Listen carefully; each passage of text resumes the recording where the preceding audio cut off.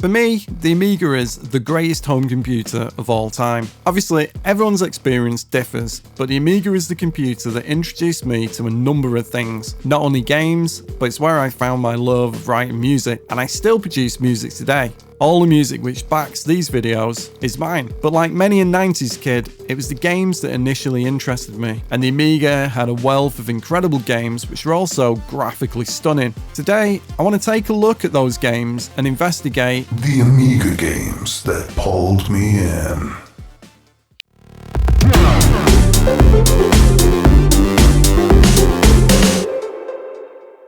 Shadow of the Beast.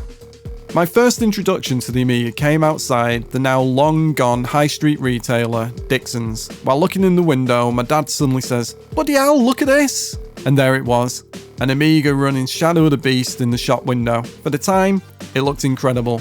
The parallax scrolling was unbelievable, and we both stood outside watching in awe. We'd just never seen anything like it on a home computer before. So each time we were out shopping, we'd head over to Dixon's and just watch the demo as it looped round and round. It really was a magical moment. Another world. Shortly after seeing Shadow of the Beast, my friend got an Amiga. This would be my first experience of seeing this wonder computer in the home. And as everyone used to do, they'd purposely show off their new computer by booting up the best looking games. And Another World was quite simply stunning. The opening intro was like watching a movie, but on your computer. It was just incredible, and those graphics continued into the game itself. The actual gameplay was pretty tough and punishing, and it's largely a trial and error affair. Some people don't like it, but I actually think it's a great game to play. But with graphics like that, that was enough to pull most of us in. Lotus Turbo Challenge 2.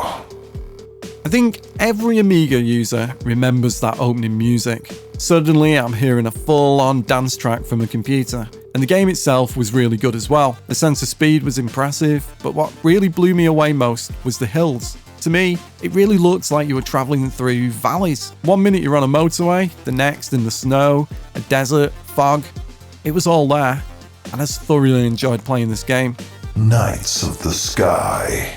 It's often the simple things that stay in mind, and when it comes to Knights of the Sky, the opening cinematic amazed me. It looked like an old film, complete with intentional jerky, stuttering frame rate and damaged film lines, but the game itself was also really impressive. Suddenly, I'm jumping in a World War I plane and dogfighting while running realistic mission objectives. Your gun would jam, you'd need to refuel, and you were able to create your own pilot. As far as flight simulators go, this was pretty straightforward and easy to get into. So after seeing this, it was just another game on the list which kept me dreaming of getting my own Amiga. Lemmings.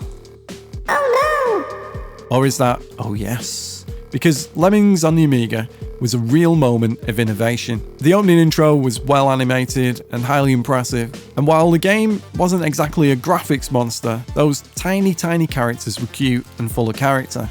At the start, I mentioned innovation, because Lemmings really was something different. This was a fun puzzle game, centered around the myth that real lemmings jump off cliffs. So, here we have a game where we can assign special abilities to our lemmings in an attempt to lead them to safety. But I'm sure every kid investigated that nuke button from time to time, and once I'd seen Lemmings, I couldn't resist the pull to acquire my own Amiga. Stunt Car Racer. I love roller coasters. So a game where you drive a vehicle around tracks that look even remotely like roller coasters instantly appealed. Stunt Car Racer may look relatively basic today. Setting aside the now dated looks of this game, the actual gameplay still holds up. The physics feel great, the cars bounce, bump, and react to the tracks realistically. The game itself is tough, but fair, and gives a real thrill and sense of imminent danger as every moment you're thinking you'll fly off the track or mistime a jump. It really was great stuff, and I really wanted this in my home. Alien Breed. When I first played Alien Breed, I didn't see a Gauntlet clone. I was too mesmerised by those superb graphics and real voice samples. Welcome to Intech Systems. While Alien Breed might take its gameplay influences from Atari's Gauntlet, everything else is straight from the Aliens movie universe. So much so, had this game acquired the actual Aliens license, it would have been completely fitting. This was another game my friend used to show off his Amiga, and it certainly impressed me. While I loved the gameplay aspects, It was the little touches which pulled me in, like the flames on the back of the spaceship, and the self-destruct timers and red lighting, and the lift sequence between the levels. My desire to own an Amiga just kept growing. Speedball 2. Ice cream! Ice cream! That was an impressive sound to an 11-year-old me. At the time, I'd just never heard games with such great sounds. It might sound simple to anyone who grew up in the 2000s where games are fully voiced, but back in the 90s, it was new territory. In the case of Speedball 2, this is a really fun game, which is also graphically impressive. The arena looked like proper metal, characters clashed with realistic sounds, and it seemed like an actual future sport which might one day exist. It was great stuff, and just another game that made me want an Amiga. Bart versus the Space Mutants. The last game on the list is here for one reason. Not really for the game itself, which was pretty bad, it's here for the intro. This game arrived during the years when The Simpsons were everywhere. I even bought Do the Bartman and Deep Deep Trouble on vinyl.